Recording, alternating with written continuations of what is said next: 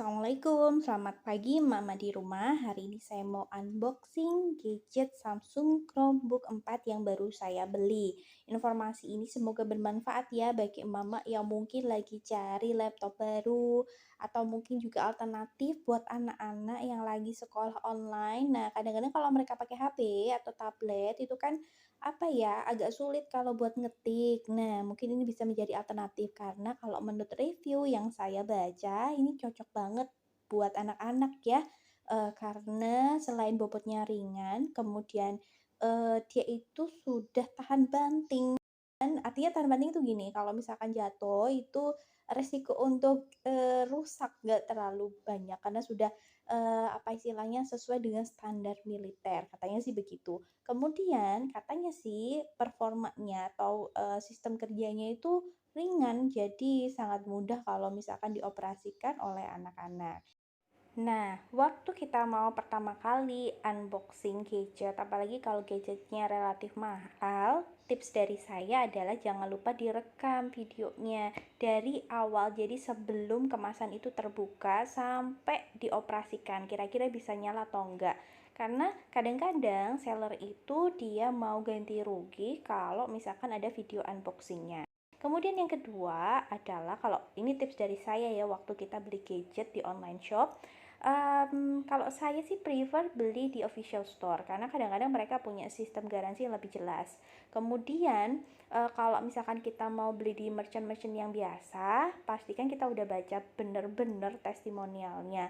Kira-kira pembeli yang udah punya barangnya tuh sesuai nggak sih spesifikasi barang yang dia terima dengan yang diiklankan. Samsung Chromebook 4 ini memang benar mama relatif ringan bobotnya.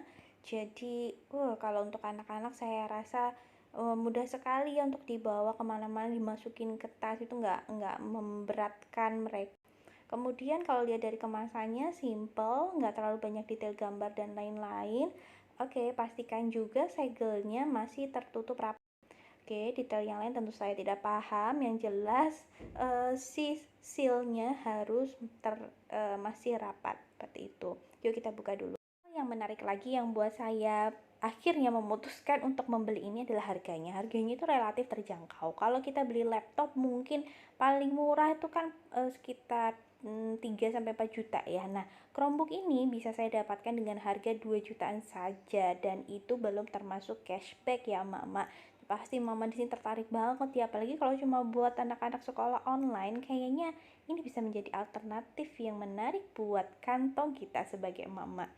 Nah, review saya kali ini karena memang saya nggak punya basic IT sama sekali, jadi wajar ya nanti kalau mungkin bahasa yang saya gunakan adalah sesederhana mungkin karena ini sudut pandang saya sebagai seorang emak biasa yang membeli gadget dan semoga bisa lebih mudah dipahami ya untuk emak-emak yang memiliki bahasa yang sama dengan saya. Di dalam dari kotaknya ternyata ada beberapa benda. Yang pertama adalah amplop. Kita lihat isinya apa ya kira-kira. Biasanya sih manual ya, minimal ada manualnya. Kita lihat manual yang ada di Samsung Chromebook 4 ini seperti apa. Alhamdulillah ternyata manualnya berbahasa Indonesia jadi lebih mudah dipahami. Kemudian ada kartu garansinya dan tidak ada apa-apa lagi di dalamnya. Jadi jangan berekspektasi ada CD karena memang tidak ada apa namanya bagian di Chromebook ini untuk membaca CD ya, Mama, karena memang hanya 11,6 inch. Kemudian kita lihat chargernya. Chargernya cukup simpel seperti charger tablet, charger HP, jadi nggak sebesar charger laptop. Kemudian bagian kepalanya itu terpisah dengan si kabelnya. Jadi plug sama hampir mirip kayak ini ya, apa namanya? Charger HP dan tablet. Nah, ini sepertinya adalah kabelnya. Kita lihat kabelnya. Nah, kabelnya itu menggunakan USB yang tipe C, Mama. Nah, kalau yang Mama mungkin ada yang punya HP dengan kabel USB tipe C ini sama seperti itu. Panjangnya kayaknya lebih panjang ya dibandingkan charger HP. Kemudian kita lihat benda utamanya si Chromebook Samsung Chromebook 4. Nah, Samsung Chromebook 4 ini sebenarnya juga salah satu alasan saya memilih ini dibandingkan Chromebook yang lain selain harganya, karena tampilannya menurut saya tuh apa ya, simple tapi elegan dan cantik sih menurut saya dibandingkan Chromebook yang lain yang beredar di Indonesia dengan harga yang sama ya, Mak, ya. Nah, coba dilihat di sini, ya kan? Simple, lucu, cantik, elegan. Jadi akhirnya saya memilih ini dibandingkan Chromebook yang lain meskipun dengan harga yang sama, sedikit lebih mahal sedikit sih, ada yang memiliki memori yang lebih besar. Kalau ini tuh cuma 32 GB, Mak. Jadi kecil sekali memorinya. Tapi karena Chromebook ini sistemnya dia itu synchronize dengan Google Drive, jadi memang dia nggak butuh nggak butuh memori yang terlalu besar. Next kita lihat lubang-lubang yang ada di sekeliling Chromebook ini. Nah, ini ada lubang untuk headset kayaknya, kemudian untuk memory card dan untuk charger yang USB Type-C itu, kemudian ada apa lagi ya ini? Ini kayaknya untuk menghubungkan dengan proyektor, begitu ya, Mak ya. Kemudian dari kanan kiri, oke, sesuai dengan ekspektasi. Nah, bagian speaker tuh ada di bawah, menarik ya. Nggak tahu nanti kalau ketekan sama meja kira-kira kedengeran suaranya jelas atau enggak ya, nanti kita cek. Nah, seperti ini tampilannya ya, Mak ya. Jadi simple, kemudian elegan, nggak terlalu banyak detail yang macam-macam. Menurut saya kalau buat anak-anak cocok. Kemudian dari segi tombolnya keyboardnya itu ya, Mak ya, keyboardnya beda dengan keyboard biasa. Kalau keyboard laptop biasa itu kan ada F1, F2 dan seterusnya. Nah, ini nggak ada, jadi jangan berekspektasi ada F1, F2 dan seterusnya. Sejujurnya saya belum belajar nih cara mengoperasikannya kayak gimana, tapi nanti kita belajar bareng ya. Kemudian waktu ditekan ternyata benar sesuai dengan review, empuk, jadi sangat nyaman sekali untuk mengetik dalam waktu yang lama ya kalau dari segi keyboardnya. Kemudian dari segi materialnya ya kan harganya juga nggak terlalu terjangkau sekali, jadi wajar menurut saya dengan material seperti ini, nggak plastik banget sih menurut saya, apa ya istilahnya, tapi intinya kesannya nggak plastik kayak biasa. Terus ini kameranya. Sekarang kita coba mengecasnya, karena kalau dari review yang saya baca kita harus mengecasnya terlebih dahulu waktu pertama kali kita mengoperasikannya. Nah, saya nggak paham, intinya saya nurut aja ya. Jadi kita cas dulu. Nah, ini ada lampu indikatornya dan saya juga nggak paham kenapa merah, kenapa biru. Kita turutin aja apa sih sebenarnya yang akan terjadi kalau kita memasang casnya. Nah, ternyata benar Mama, dia langsung nyala waktu saya pasang si charger tersebut. Kemudian apa yang harus kita lakukan? Nah, waktu pertama kali kita buka itu katanya kita harus sudah siap-siap nih wifi-nya ya. Kemudian habis gitu kita harus sudah siap email Google yang kita miliki. Oke, sebelum kita sign in, saya mau cek apa yang ada di layarnya. Ternyata tombol matikan itu ada di sini, di layar pojok kiri ini, Mak, di awal ya. Kemudian ini yuk gabung. Jadi kalau mau memulai kita pencet yang biru itu tadi. Pastikan email dan wifi-nya. Nah, ini wifi saya pilih yang ada di rumah. Oke, langsung aja ya. Kita masukkan alamat email, passwordnya, kemudian klik sambungkan.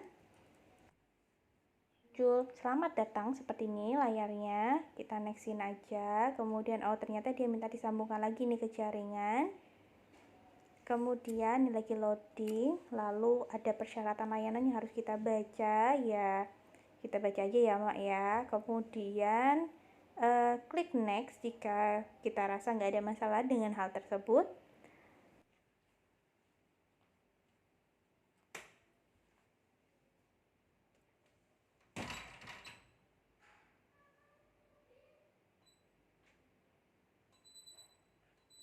Nah, berikutnya kita harus milih nih, sebenarnya Chromebook ini buat kita atau anak-anak. Nah, karena untuk saya dulu, jadi saya klik Anda, lalu masukkan alamat email Gmail kita di sini.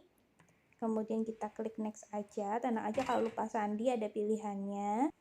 Next, saya diminta untuk melakukan autentifikasi nih. Jadi karena email saya tersebut yang saya masukkan tadi sudah terhubung juga dengan gadget saya yang lain, jadi saya harus lakukan tahapan verifikasi. Jadi saya harus membuka gadget saya yang lain yang sudah terhubung tersebut untuk melakukan verifikasi apakah memang benar yang sign in ini benar-benar saya atau enggak. Jadi menurut saya cocok banget ya kalau dari segi keamanan, nggak sembarangan orang bisa menggunakan email kita untuk melakukan proses sign in. Nah, setelah sign in, memang benar kalau menurut review dia proses masuknya cepet banget. Dan memang beda banget sama laptop biasa, dia langsung masuk ke Google, Mak. Ya agak-agak nggak biasa juga sih, tapi kita coba lihat ya apa yang harus kita lakukan berikutnya. Nah, ternyata dia sudah synchronize sama email kita, jadi sudah terhubung. Kemudian tampilannya simple banget di sini, di apa istilahnya ya, di barnya ini ya, hanya ada Chrome, kemudian uh, apa namanya YouTube, kemudian email, dan simple tampilannya seperti ini. Untuk backgroundnya tidak terlalu banyak detail. Nah, ini fitur-fiturnya yang ada karena saya belum familiar ya, ini baru pertama kali. Coba aja deh kita buka dari Google. Oh, ternyata dia sudah bisa langsung terhubung dengan Google Drive kita, Google Drive yang kita hubungkan dengan email ya. Kemudian ini tampilan dari Word-nya ala si Chromebook ini, dan sama seperti yang di Google Doc yang misalnya kita buka kalau pakai website itu tampilannya seperti ini. Ini sebenarnya saya lagi kepo nih cari Mendeley. Mendeley ini saya gunakan untuk kerja saya untuk menuliskan reference atau sebagai citation manager. Tapi ya saya belum menemukan, nanti deh saya coba cari-cari berikutnya, semoga aja ada. Next, saya juga penasaran dengan adanya Play Store. Letaknya ada di mana? Saya belum menemukan. Oke, coba saya searching ya, mungkin ketemu. Dan oke, apakah mungkin sudah apa ya, sudah ada di Chromebooknya atau harus kita install terlebih dahulu? Dan sepertinya saya belum menemukannya. Ada pertanyaan ini, tapi coba saya aktifkan masih gagal terus. Oke lah, nanti saya coba cari-cari lagi ya mau untuk Play Store-nya. Katanya sih dengan Play Store ini kita bisa menginstal aplikasi-aplikasi Android sama seperti di HP dan tablet. Sekarang kita menjelajah tampilan yang ada di Chromebook ini, dan sangat simpel menurut saya, nggak terlalu banyak aplikasi seperti di laptop biasa. Coba kita akses YouTube, kita coba akses video yang menurut saya video wajib ya bagi emak-emak di rumah yang selalu terngiang-ngiang setiap hari.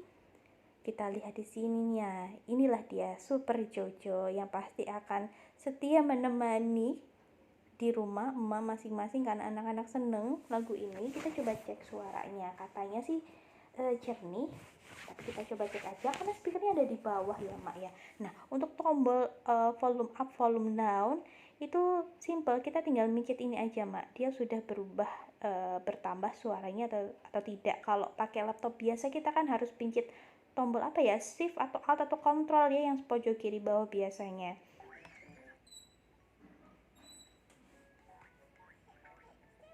Jadi ini kalau dari segi suara menurut saya ya lumayan kok, terdengar jelas menurut saya, dan emang kita nggak butuh-butuh yang kayak gimana-gimana, yang penting kedengaran jelas dan nggak cempreng aja, itu menurut saya sudah cukup. Oke, nah katanya kalau kita membuka tab yang banyak, katanya sih nggak lama ya loadingnya. Dan sementara ini sih so far kalau saya lihat memang demikian. Ini coba saya buka banyak tab di sini, nggak ada masalah. Saya coba buka Google Doc-nya. Oke, dan tidak ada masalah. Nah, coba saya coba ketik ya, kita pastikan apakah memang benar ini si tombol seempuk yang kita bayangkan, dan ternyata memang demikian.